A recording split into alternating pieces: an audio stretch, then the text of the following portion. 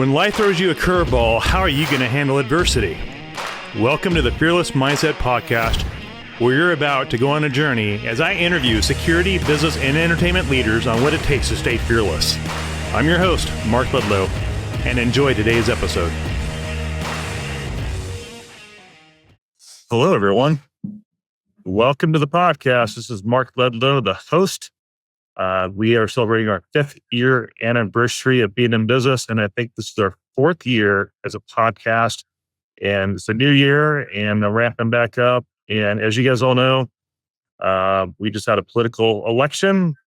I'm apolitical when it comes to all this. I served in the Marine Corps, so I just got to keep my bearings straight about me. And I serve everybody from the left and the right, and so everybody needs protection, regardless of where you stand politically. And we have a new president, as you guys all know. And Fred Burton is a good friend of mine from Ontic. He is the executive, I wrote it down so I didn't forget, executive director of protective intelligence at Ontic, bestselling author. He's been in the intelligence space for a while.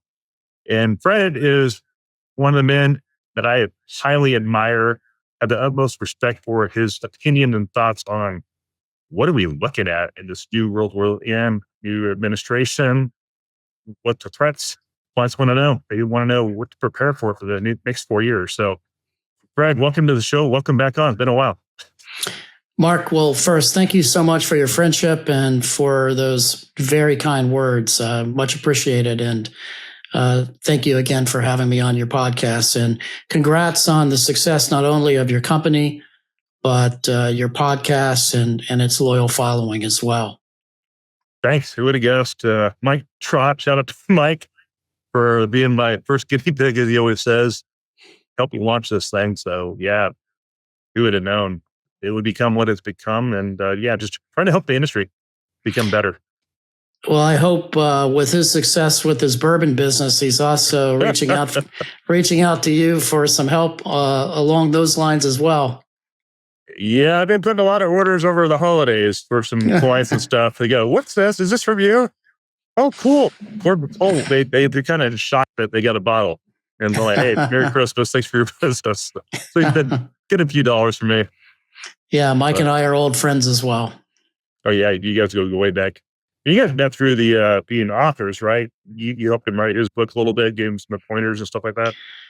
Well, I think he did a good job with the book, and he asked me to write a testimonial blurb for him. And I think I looked at an early draft and made a few suggestions. You know, when you write books, you have to have very thick skin and be willing to take some tough love when it comes to not only suggestions, but just critiques or whatever you might say. So, the beauty of writing nonfiction, at least what I enjoy doing, is not only the deep research on the topics, trying to shine a light on those events that either people have forgotten about or, stories that need to be told, but then also footnoting them heavily, with, trying to back up that research. So, it certainly helps, at least from a reading perspective, to know where you've drawn at least certain conclusions from. Right. Yeah, it's a different. You have to have a different mindset, different bandwidth, just to get in a creative mind, just to create and write. I mean, I had a hard enough time reading a book. I spent a lot of time on YouTube. Well, there's audio books, Mark. I think I had ADHD in reading, and. But your biggest leaders out there, they consume a lot of books and information. Yeah, I tend to read a lot, and of course, I'm always working on something when it comes to just the publishing space and so forth. And it doesn't get any easier. I've been told by the various New York publishers that there's less people reading today, and obviously, people are reading more on digital devices than buying an old school book. But, I'm from that generation that still likes to hold a book and read it and highlight certain things and come back to it. And then I use those books, downstream for, to help me piece together whatever it is I'm working on next. There you go. Wow. Yeah. One of these days I'll break down, I'll publish something. I'm not sure what, but it's been chewing at me for a little while. So I'm like, I probably need to do it before I exit out of this business that we call executive protection and protective intelligence. But yeah, folks, so this is how big a deal Fred Burton is. He introduced me to one of my biggest guests, Jack, the biggest legend in Hollywood right now, doing some crazy wild stuff with his podcast. Shout out to Jack. And Jack, Fred's one that introduced me at that conference at Ontic. So I know you have an Ontic summit coming up too, right? In the 3 months. Yeah, we have our summit in March, and it's really been kind of an amazing rocket ship, Mark. I was our keynote speaker at our very first summit, and I think we may have had 50, 60 people there. And, now we have to turn people away. And, when it comes to just the industry support for us and the kind of work we're doing to help folks manage their threat landscape, it's really been kind of an amazing ride. So we're very blessed and very fortunate, not only to be what we believe to be the industry leader in this space, and I firmly believe that there are competitors in this arena, but I truly don't think there's anybody that really does comprehensively what we do with our software. Yeah, some of my clients mentioned we're doing support on an operation, and they go, "Yeah, we use Ontic." I'm like, "Wow, whoa, okay." And some other people that I ran into, "Yeah, we use Ontic." I'm like, "Whoa!" And I'm not going to out of professionalism, I'm not going to mention those names on the show to keep those confidential. But I was like, I'm blown away. Some of the clientele that you guys do have, I'm like, whoa, no joke. But when you have guys like yourself on the C-suite level of the organization leading it, I'm like, yeah, I can see why. Well, I knew they were onto something, Mark, and I don't know if I've mentioned this in the past, but when our founders, Luke Quanstrom and Tom Kopecki, came to me and showed me the software many years back, I said, wow, you guys have built something that I wasn't smart enough to ever know how to do, but there's a vacuum in this space for it. And, for protectors, especially in the executive protection space, the platform was originally geared with that's its, center of gravity when it comes to, the ability to investigate and monitor persons of interest and threats from that. And it's kind of sprung off from that. But it clearly is something that is needed in our very dynamic threat landscape today. And, the ability to scale it, that's part of the problems with, many systems. And as you and I both know, there's a lot of programs. There is really no standardization when it comes to protection programs. And folks are literally all over the map with in-house teams, hybrid teams, outsourced teams, and so forth. So at least with the Ontic platform, it's something that you could apply and adapt to whatever size of program you're trying to manage. So, we feel very grateful for our partners and our clients, and we do try to bend over backwards to help as far as it comes to just from a customer service perspective. I really think that that's something that we do better than most from a protection perspective. It's just good for business. Absolutely. And when the client knows that they're getting more than they think they're getting, you over deliver of that product, the value proposition. And I was there 2 years ago, and I was blown away, folks. I was like, whoa, this is like nerding out in a scientific lab. Former agency folks, CIA folks, you name them, they're there. Like, this is incredible. I was shocked, and I realized how much I really don't know in intelligence space when hear everybody's talk as keynote speakers and then the fireside chat and stuff that Lucas had on the stage there. I was like, whoa, and then I'm like, I felt like I was a rookie back in the business. Just were you there? Were you there, Mark, when Admiral McRaven was our keynote speaker? I think that was last year, right? No, it was the year before last. Yeah. I think I was there. The year that Jack was there, I was there. Oh, for Jack Carr's. He was our keynote speaker. I think that was 3 years ago now. It was 3 years ago. Okay. Yeah. I think I had COVID or something that I wasn't able to make it. I think I sent Stephen Pellerin over there, and he's like, dude, this is like crazy. This is insane. He got all excited.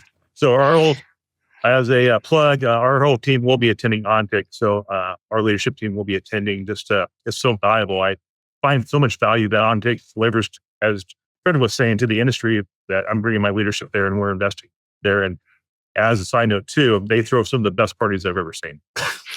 Well, thank you for that, Mark. We appreciate your participation, and we appreciate the wisdom, and we appreciate you helping us all be successful in this space. And so, it really is a community, and that's one of the things we've always tried to do, at least with our Center of Connected Intelligence, is, we've tried to provide a community of thought leadership in this space.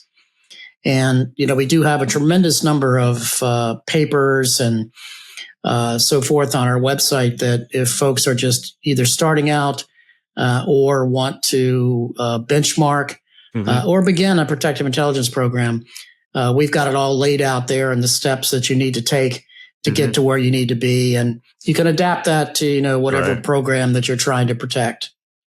Pretty wild.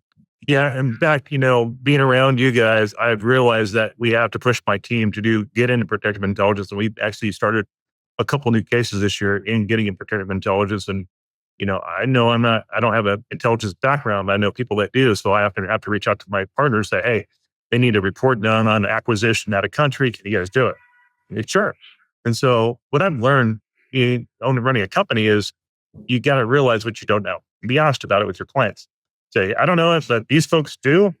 So if you want to make a bet, we are. We're going to run a report for you guys. And we did quite a bit of business just in the intelligence side. And I had Chris Coleman on a couple of days ago. We had a girl on that was a hairstylist. We talked about the Luigi shooting. And even Chris Coleman, former CIA guy that worked for Mike Trott and trained with Mike Trott, he even said that he sees companies investing more in protective intelligence to justify, if they need EP program or bodyguard program, or he said that, most organizations need that protective intelligence to, support and provide data and numbers to that CFO to justify why they need what they need. And so that's kind of the take I take from it. Is that kind of off? Or what do you think, Fred? No, I think you're spot on with that, Mark. I mean, over the course of the years I've been in this business, and I got into this protection space in 1981. So I've been fortunate over the years to have had the opportunity to start programs and also to interview billionaires. I think at one point in time, I was chatting with 5 of the Forbes top 10. Wow. And, the questions I always get asked early on were, well, what kind of security do you think I need? And I would say, I really don't know. I've not done enough research to provide any kind of advice or consultation. And that kind of takes them back for a moment, and then I go down that path of, help me understand why you want security, why you think you need protection for you or your family or so forth. And you really do need to kind of start with a zero-sum based analysis, which is, an analytical model that we used quite a lot at strategic forecasting, and then also in the government.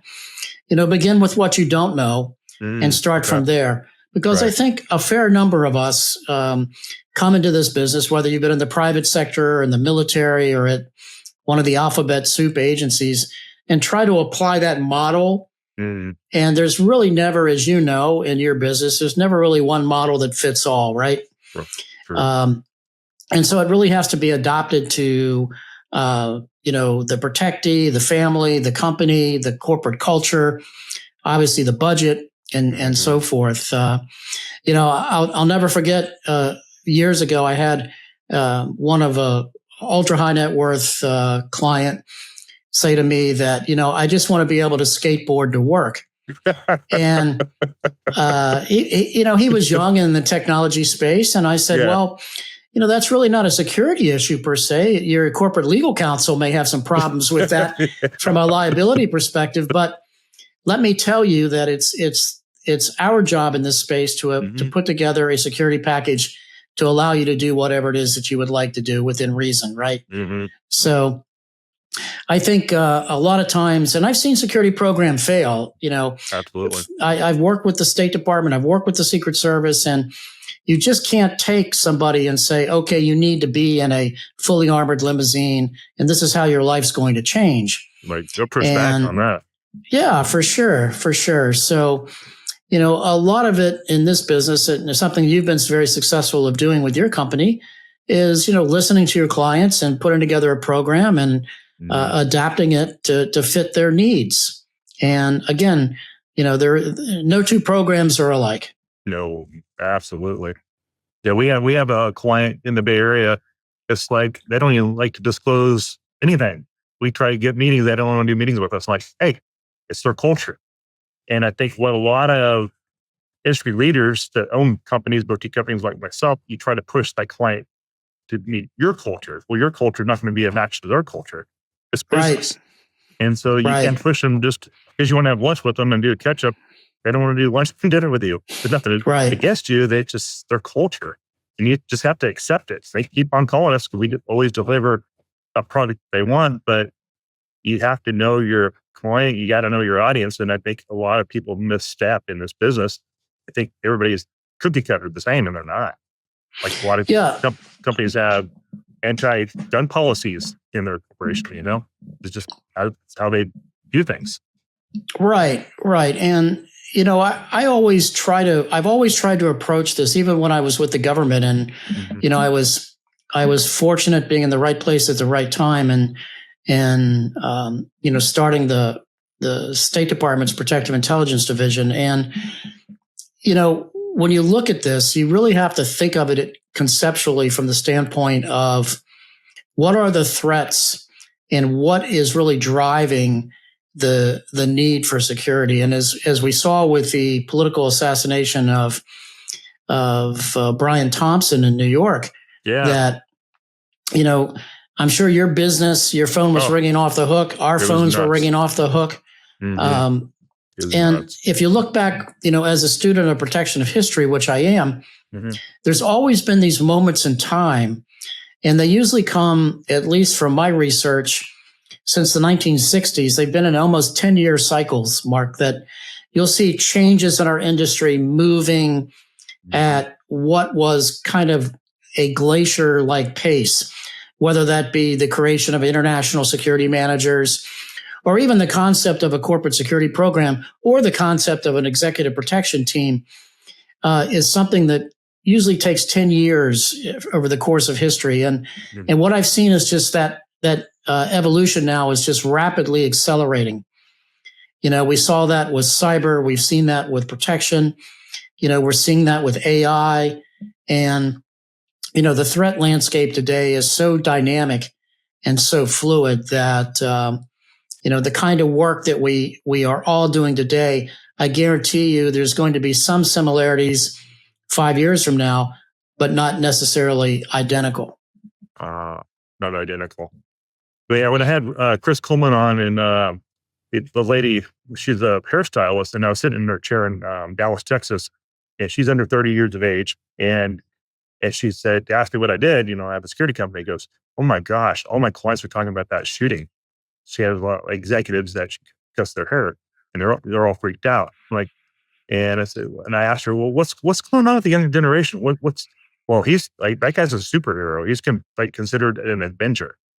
And the young people under 30 truly think that they are the revolution of the United States of America going against capitalism. And so there's a new thought culture going on. Do you know much about that that's taking place? That's the first I've heard of it. Well, it's an interesting observation. I would not necessarily wholeheartedly agree with her comments. I think her observations are spot on to some degree. Okay. Having said that, we do have a model going back to specifically the 1968 to 1972 timeframe with the Vietnam War and the political assassinations of Robert F. Kennedy and Martin Luther King. And, quite frankly, we were living in a much more violent society during that time period. During that window of time, Mark, there were over 2,500 bombings inside the United States.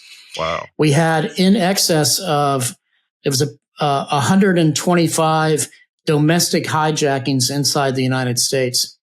Whoa. So think in concept. And when you look at just those bombings, sure. My old office at the State Department outside my door was bombed, and they took out 3 floors inside the State Department.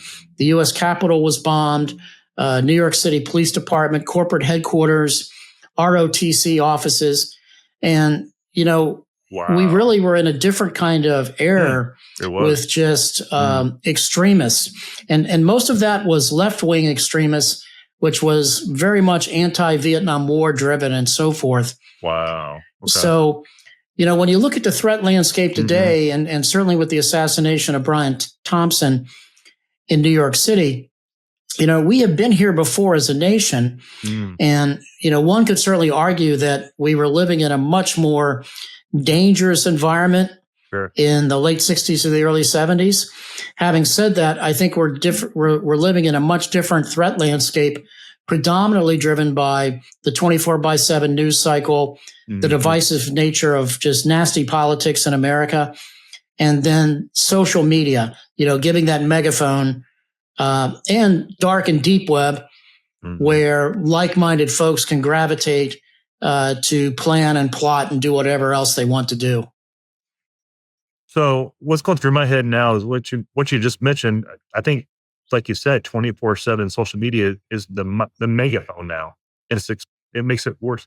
It makes it almost worse than what it really is. Is that an accurate statement? I think that what the 24/7 social media platforms do is there's just an endless and constant stream of whatever kind of adverse intelligence signals that you might be trying to collect against in our space. And I think for protectors or for protective intelligence analysts, I think the challenge is there's so much noise that they almost get paralyzed because they don't know what signals to capture. And let me explain that a little bit. In the course of my government career, where I investigated bombings and plane crashes and hijackings and assassinations, we were always able to connect the dots after the fact because we had captured signals of those pre-incident indicators before. Okay. And then after the incident happens, we say, holy crap, we had seen this before, or we missed that threat, or we didn't have protective security on this person because of we were looking over here. And I think the challenge today in many ways is one of volume and one of what signals are you collecting to help you make sense of the landscape. So as you drill down in our business, and I think I see a lot of mistakes that we make as an industry here in that, yeah, it's important to have a general awareness of what's happening around the world. You know that from your Marine Corps days and your company. You need to be cognizant of world affairs. Having said that, not every bombing or not every attack in the world really pertains to your unique protective mission as it pertains to what you're trying to do. And what I see a lot of problems with, mostly in the multinational corporation space, is that you can't collect all this information / intelligence like you did or worry about something like the CIA or the State Department does or the Pentagon. You need to have general awareness collection, but then you also have to be able to collect those kinds of adverse intelligence signals that directly impact on your company, your brand, your protective mission. Does that make sense? Absolutely. Totally. Wow. Because I don't think companies out there realize how powerful social media has become. Like what she said on the podcast, there's a revolution, and the young generations, they just don't value hard work. But that's a general statement, from her perspective, and she's probably based now on social media and TikTok and Instagram, and from what she's seeing in her little world on that phone, I'm sure. But yeah, that makes total sense. And the deep and dark web too, Mark. I know, absolutely. We see more and more clients interested in that. For example, if you look at social media in general, it's where you and I would go today to say, okay, I'm on Mark's podcast, but if we were in an affinity group of some sort, we would have our own separate channel, and we would be communicating, outside the eyeballs of the collective masses. True. And so it's really kind of an interesting dynamic now. Okay. And that's where, at the end of the day, where technology solutions can certainly help you ferret out those adverse intelligence signals. Wow. Deep stuff for the audience to chew on. Now they're all going, whoa, that's deep. But hey, wisdom right there. I mean, just you've seen it before, and those underlying predictors. Now, here's the audience is probably wondering what your thoughts on a new administration in the White House. What do you see as a new threat landscape in the U.S. with the new administration, and how can companies prepare for the next 4 years? What's your thoughts on all that? Yeah, it's a great question. And again, to digress for a minute, as a student of history, leading up to the election, from my standpoint, the most troubling events, obviously, were the two attempted assassination attempts, one attempt and one plot, not only in Butler, but in West Palm. And the troubling aspect of that, Mark, to me is, we did see two incidents like that when President Ford was in office in 1975. In fact, in 17 days in 1975, there were two attempts on the life of President Ford by two, believe it or not, Manson followers that were engaged in those plots. Unfortunately, neither one of them were successful. And so as you carry off into looking over the next 4 years in the protective security landscape, I know that that's a troubling dynamic that we're in, that the sniper threat in general is one that is very hard to mitigate against. We know that as protectors. The Secret Service obviously knows that. An interesting historical tidbit is, the counter sniper team at the Secret Service was actually developed after the assassination of John F. Kennedy. And it came out of the Warren Commission report. And after the Warren Commission report came out too, that's when the Secret Service started to really ramp up what they called their protective research division. And that's where the game really was changed post-Kennedy assassination. So as you look into, what the threat landscape looks from my eyes leading into, at least the next year to 18 months, I think that we're in a very interesting environment. I think that the threat landscape is very dynamic. I think that the Secret Service has their work cut out for them, but they always have had a tough job. I think the State Department has their work cut out for them as well, specifically the Diplomatic Security Service. I think there's going to be a lot of travel of foreign dignitaries here to the United States. We're already seeing, the pending travel of Prime Minister Netanyahu of Israel to the United States. No doubt the Israeli foreign minister will come to. The IDF will be along as well. And I would look for spinoff meetings, to many multinational corporations here in America. And my advice for those of us in the industry is we have to be cognizant of the type of work that we're really engaged in. Are we supporting the war effort in any capacity, or the Eisenhower, industrial war machine? You would be hard pressed to find an American company that isn't in some capacity. Sure. So, be cognizant of the threats that's been dragged to your facility. Be cognizant of these playing cards that have been put together by various activist groups in our post Brian Thompson murder in New York, where pretty much every CEO in America has been mentioned, right, especially in the healthcare sector. Make sure you're on top of those kinds of things as best you possibly can.